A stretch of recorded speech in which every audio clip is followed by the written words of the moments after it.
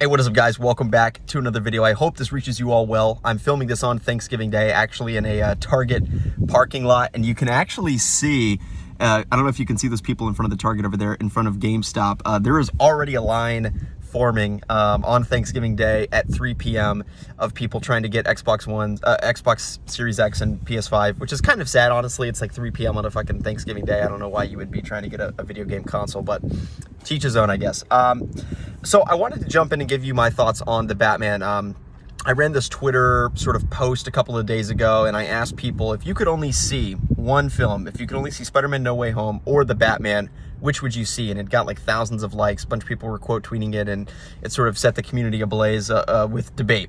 I saw, in terms of what I saw in terms of the poll results, I saw about 2/3 of people said Spider-Man and about 1/3 of people said the Batman, roughly, more or less.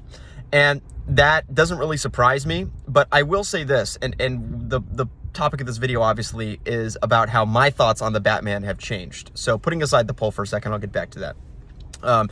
My thoughts on the Batman, everybody knows that's followed my videos. When that was first coming out, I was more negative about it than most people. And the reason being is because I've repeatedly felt that I don't want to see a director give their take on Batman. I just want to see Batman from the source material brought to the big screen, brought to life for the first time, truly. And the reason that I say for the first time ever is because Chris Nolan's Batman is great and everything. I love it. Everybody knows that about me. But the reality of it is, it's not really comic book Batman. It's like, what if Batman existed in our weird, like, post-surveillance state, post-9/11 world? And that's kind of what Chris Nolan's Batman is. It's very, very interesting.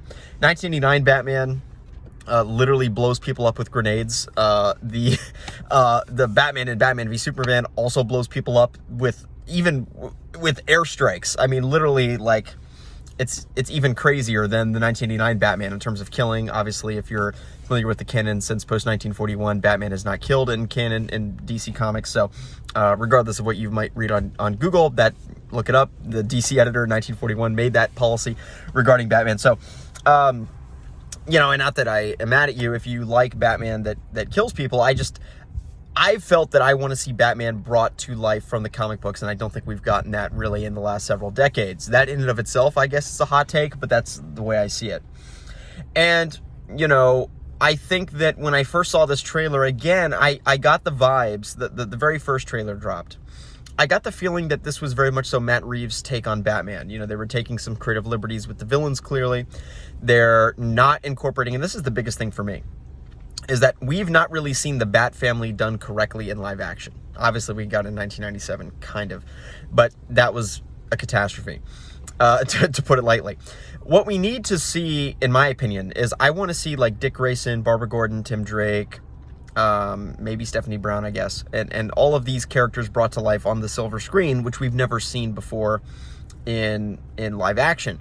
And I don't think that we're getting that from this movie, but what I've come to accept is that I'm okay with that, because I do think that Matt Reeves eventually is going to get to that point. Again, my negative feelings towards the film were not inherently anything about it per se. I'm fine with Penguin and Riddler and Falcone being the villains. I'm fine with, I think, everything about Gordon looks good. I think that Catwoman looks good. I think that Alfred looks good. Batman, all that stuff looks great. I just felt that, you know, my thing is that it's kind of the same meme that everybody jokes about of, like, how many times are we going to see Batman's parents gunned down? And I guarantee you we're going to see it in this movie too, by the way. And that's actually, like, a really good question. And it's the same thing with how many times are we going to see a Batman Year One story? We saw it in Batman Begins. We're going to see it again here. You know, at least I'll give Zack Snyder credit that in BVS, he did a Batman that we haven't seen before in live action, which was like this old disheveled Batman. But then again, I guess you could say we saw that in 2012 with Christian Bale in The Dark Knight Rises. But I fundamentally feel that this film, that I underestimated the film. I think that everything about it, from the cinematography to the score to the acting, the story, I think it's all going to be really, really compelling. And a couple of things that made me negative about it. One, I had heard these mumblings that Robert Pattinson was being a diva on set and being very difficult to work with. He was refusing to work out. He was refusing to perform some of the required tasks for the role, and that made me a little bit disgruntled towards him in particular. I've since just, like, I just don't care, like, whatever. And as it pertains to not incorporating the Bat family, I guess I understand that if this is the start of a trilogy, it makes sense to start with only Batman. You have to ease the audience into that. What I will say is that at the end of this movie, I would much rather see a tease of Barbara Gordon or Tim Drake than or Dick Grayson rather than Tim Drake would make more sense. Dick Grayson would make more sense than Tim Drake, than I would the Joker. Obviously at the end of Batman Begins, we get that famous card where we see, oh my God, Joker's going to be the next movie, whatever. I'd rather see a tease for the Bat family. Like, I'd rather see a tease that next movie we're going to see Batgirl and Robin. Like, that's what I want to see in live action. It needs to be done correctly. Obviously, in 1997, it was butchered, and that's why Warner Brothers has avoided that. They've avoided the Bat family because it didn't work in 1997. But that was just 1997. Like, we can't say that Matt Reeves wouldn't do the Bat family well. I think it didn't really fit Chris Nolan's vision. And frankly, Mr. Zack Snyder, I'm a comic book fanatic. I don't know why he didn't do it. But again, I'll give him the benefit of the doubt. In BVS, it would have been very difficult. Like, where would you fit that in? And you're inherently taking Batman at the end of his career after Batgirl and Robin and all of them have matured, and they're either Oracle or they're Nightwing, and they're their own heroes at that point. They don't really fit into the timeline. So I'll give Zack Snyder a pass. I'll give Chris Nolan a pass. I can't give Matt Reeves a pass. There's no reason that he does not do the Bat family in this trilogy, and I think it's a must from my perspective. So again, my opinions have shifted insofar as I have come to terms and accepted what the movie is. When I first heard, oh, there's a new Batman trilogy, I injected what I would have done. What I would have done if I was the director. And it's kind of what Matt Reeves is doing. Again, I would have really accelerated the Bat family side of things much faster than he's doing it. But Warner Brothers didn't call me to do it. So I have to stop whining about that. But, I think that Matt Reeves has a very strong vision for what this film is going to be. I think he's an incredible director. The cinematographer, by the way, on the film is the same cinematographer that did Dune. So Dune, the best shot movie of the year by far. Hans Zimmer, best score of the year by far. Hans Zimmer, unfortunately, is not scoring the film, which is very, very sad. The person who's scoring the film, I believe, did the Flash movie, which hasn't been released yet, but he's like doing that as well. I can't remember. That was gross. I just spit out my gum. I can't remember any other film that the composer is working on, actually. But yeah, I think that's where my opinions have kind of changed. I've seen, I just saw the most recent trailer, as we all have, and I was just like, holy shit, the cinematography is crazy. Crazy good.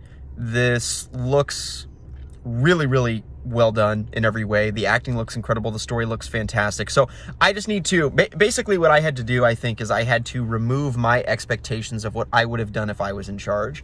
And I have to let Matt Reeves bring his vision to life and not be so judgmental. Because not everyone is this mega fan of Batman Arkham and the animated series and the Chuck Dixon 90s comics in the same way that I am. And I just think that every Batman movie should be that. And I never get it.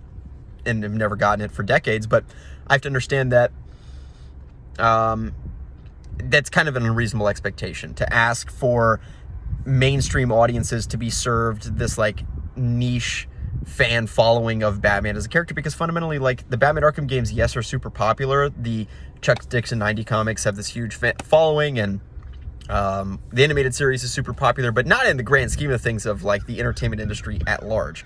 The entertainment industry at large, the understanding of Batman from the average person that just walks down the street is Christian Bale. It is the 1989 film. It is maybe 1997 if you hate yourself. And it's maybe Ben Affleck, but even that less so. Batman v Superman literally did $800 million at the box office. That is nothing.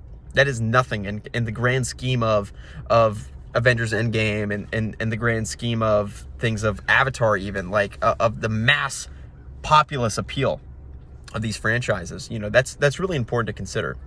So that's where I land on it. I guess I've done a better job at separating what I would have done if I was in charge, and I'm willing to receive what Matt Reeves is going to put on our plate, our metaphorical plate in March. So I'm super excited for the movie. I think that I am open to being pleasantly surprised with some of the Bat Family components, but again, I won't be too harsh on them. I will say that if by the second film, if we don't get the Bat Family, I will be a little disgruntled, if I'm being honest, because this is the trilogy that I do want to see Bruce Wayne and Batman from the comic books brought to life. And by the way, in every facet, it looks like he's doing that as well. And that's another reason my opinions have changed, is that, you know, they showed us in the BVS trailer Batman blowing people up. Like, we knew that was coming. And I was salty about that. And then I watched the movie and I loved it. And I anticipate the same thing's going to happen here, where at first I was, you know, crying on Twitter like a little baby, and now I'm going to watch the film and probably really enjoy it. So that's kind of what I anticipate will happen, but we'll obviously just have to wait and see. So yeah, okay, I should probably get back home now instead of recording this video in a parking lot. But I hope you guys have a great Thanksgiving. I'm super excited to see the Batman in March of 2022. If anyone is in Nashville and wants to meet up to watch it, please let me know. And we can get that arranged. We can maybe book out like a couple of rows. I know that a bunch of you guys do live in the Middle Tennessee area. So if we want to set something up in Nashville, we can totally do that and book out a couple of rows and take over. So yeah, in terms of other channel updates, still trying to bat around what content I want to do on this channel. Obviously next year we have the 2 games, but I think between that I want to make a really cool series, and I'm ironing out what that is right now, but I want to do something that's evergreen, and by evergreen I mean to say something that is not timely. You know, you just kind of get in the situation where you're treading in mud almost, where you're like stepping on the gas, but you're making videos that become outdated after a week, and I want to stop doing that. I mean, which honestly is like all the speculation videos around the video games. It very much so turns into that. And I want to get out of the habit of doing that. So I want to do videos that are really evergreen. And maybe I'll do a deep dive into a movie or a video game and do it podcast style. I don't know. I got to figure it out. I'm working on it. But stay tuned, and hopefully I'll have something to show you next month. Either way, I'm continuing the shorts next month, which obviously are more... I mean, the reach in them is huge. Like, I've been just gaining 100 subscribers a day for the past several months since I've been doing it, and I'm getting really close to 100,000. So please hit the like button, subscribe, ring the notification bell, and yeah, if you want merch, if you want my merch, links down below. Check that out. That should get in time for Christmas if anybody wants it. And I try to price it affordable, as affordably as possible. My shirts are not that I think they're like $20, you know. And I've been looking online at like even Barstool, and I was looking at their store the other day, and they charge like $30 for a t-shirt. It's like, that's crazy. So everything's pretty reasonably priced. Check it out. Link down below. If you enjoyed this video, once again, give it a thumbs up. See you guys in the next video. Hey, comment below what videos you want to see from me as well. Like if you want to see me do cell phone videos like this one, these are super easy for me to do.